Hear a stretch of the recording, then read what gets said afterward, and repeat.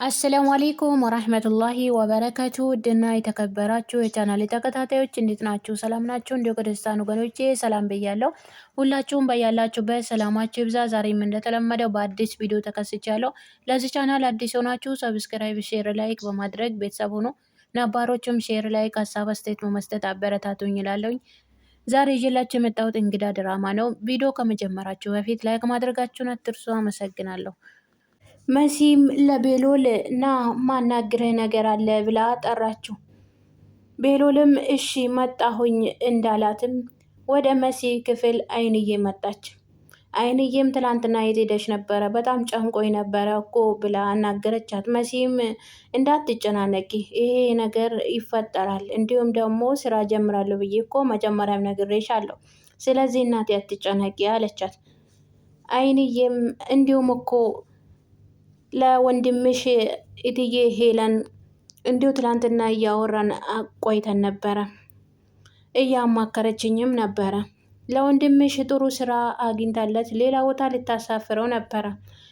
ወንድምሽ ግን አሻፈረኝ፣ እምቢ አልሰራም አላት አለችው። መሲም ከዚህ በፊት እትዬ ሄለን ስልክ ስታወራ ተደብቃ አይታት እና ሰምታት ነበረ። እትዬ ሄለንም እሱን አፍዛችሁ መታወቂያው እንድትቀበሉት ከዛም በኋላ ነው ሁሉ ነገር የምትፈጽሙት ብላ ስታናግርም መሲም ሰምታ ተንኮለኛ እንደሆነች ስለምታውቅ አዶኒን ነው ማንን ነው ደግሞ እንደዚህ የምታናግረው? አሁን ደግሞ አግታ ልታሰቃያቸው ነው ብላ አስባ ነበረ። ያም ወደፊት ለፊቷ መጣባት።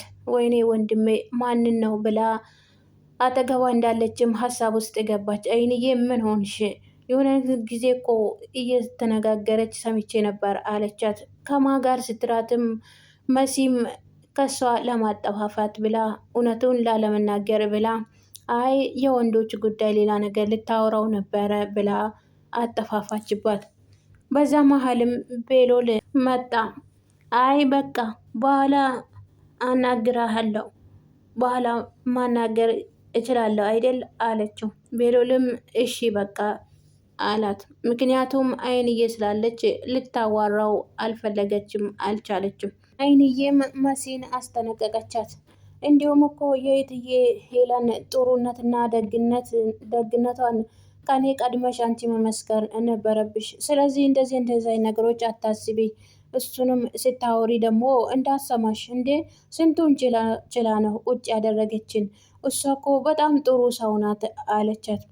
መሲም ምንም ነገር አልተወጠላትም ብላም መልስም አልሰጠቻትም። ዝም ብላትም በቃ መጣለው ብላ ጥላት ሄደች። ወንድሜ እንድፈልግ ብላ መሲም መኩን ፈልጋ አገኘችው። እያወሩም ወንድሜ እንዲሁ መውጣት አበዛህ በሰሞን ምንድን ነው? ምን ተፈጥሮ ነው ብላ ጠየቀችው። የሆነ ስራ ጀምሬያለሁ ቤሎል፣ የሆነ ስራ አስጀምሮኛል አላት። እሷም በጣም ተደሰተች። በዛ መሀልም በእጁ የያዘው ቁልፍም ወደቀ። ያም ግልጽ ሆነ። እንድናገር ደግሞ እየገፋፋው አንድም እሱ ነገር ነው። ምክንያቱም ቁልፉ ምንድን ነው ብላ ትጠይቀኛለች በሚለው ነገር ነው። እሱ ግን ስራ እንደጀመርኩና እንዳስጀመረኝ ለማንም እንዳትናገር ብሎ አስጠንቅቆናል። እኔና ኑኑ ብቻ ነን ስለ ስራው የምናውቀው።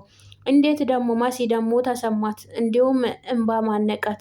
ምክንያቱም እህታችሁ ነኝ እኔ።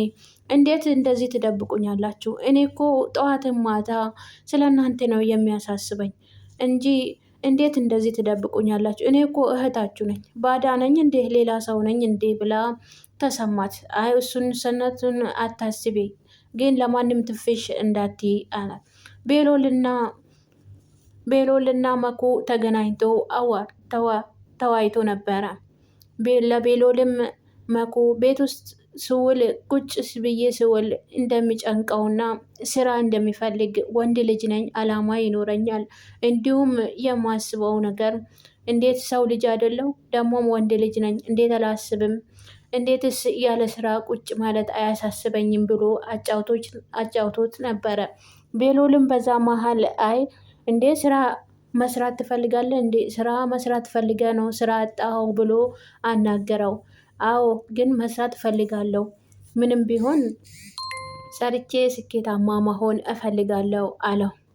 ቤሎልም በጣም ተደሰተ። እንዴ ስራ የምትፈልግ ከሆነ እኔ ፈልጌ አስገባለሁ፣ ስራ አስጀምራለሁ አለው። እሱም በደስታ ፈገግ ብሎ ተዘያይዶ ተቃቃቅፈው ስራውን እንዳስጀመረው ኤልሾም ጆን ጋር ደውላ እንዴት አንተ እኔ እወድሃለሁ፣ እኔ አፈቅርሃለሁ፣ እንዴት አንተ አሳልፈህ ትሰጠኛለህ ብላ ያዘችው። ምንም ማድረግ አልችልም። ቤታችሁ ውስጥ ከየትም ቀዳዳ ሾልኮ ሰው መግባት አይችልም። ምክንያቱም ቤታችሁ ውስጥ ብዙ ቤተሰብ ናችሁ፣ ብዙ ሰው አለ። ከማንም ሾልኬ ተደብቄ የማደርገው ነገር አልችልም። ደግሞ እኔ ማንንም አልሰማም፣ አልፈራቸውም አላት። በዛ መሰረት እኔ እንዲሁም ማንም ይሄንን እንኳን ሰምታ አይደለም በፊትም ሆነ ማንኛውም ነገር አትፈቅድልኝም እናቴ። ስለዚህ ናና የትም ቦታ ሆን ናና ከዚህ ቤት አስወጣኝ፣ ይዘህኝ ሂድ አለችው። እሱም በጠራችው መሰረት እመጣለሁኝ፣ ለማንንም አልፈራም፣ እኔ ግን ቤታችሁ ውስጥ ግን በጣም ብዙ ሰው አለ፣ እመጣለሁ ባላት መሰረት እስከ ቤት ድረስ መጣ። መሲም ቤት ውስጥ ገና ግብት ሲል አገኘችው። ማን ብላ ነው የመጣኸው ደግሞ ምን ፈልገ መጣህ ብላ ጠየቀችው። ለመሲም አንቺ ቆይ ምን አገባሽ? ወደ ስራሽ ብትመለሽ ይሻልሻል። ማን ገባ ማን ወጣ ተከታታይ ተብለሽ ነው እንዴ እዚህ ጋር የተቀጠርሽው አላት። አዎ አይገርምም ግን ብላ መለሰችለት። እሱም በድፍረት ሄዶ ሶፋው ላይ ቁጭ አለ። ምንም የሚለው ነገር እንኳን እሷን አይደለም ተቀጣሪ እትዬ ሄለንም ጆን መስሚያው ጥጥ ነው፣ አይሰማቸውም። በዛ መሀልም ኤልሾ ተኳኩላ ቦርሳዋን ይዛ ወረደች። መሲም ቁጭ ያለችው ብድግ ብላ አሁን ገብቶኛል፣ ይዛት ልትሄድ ነው አይደል የመጣኸው? መሲ ለኤልሾ አስጠነቀቀቻት። እኔ ቤት ውስጥ ያለሁት እትዬ ሄለን ማንም የትም ቦታ እንዳትወጣ ብላኝ አስጠንቅቃኛለች። ስለዚህ የትም አይሄዳችም፣ የትም አትሄጂ አለቻት።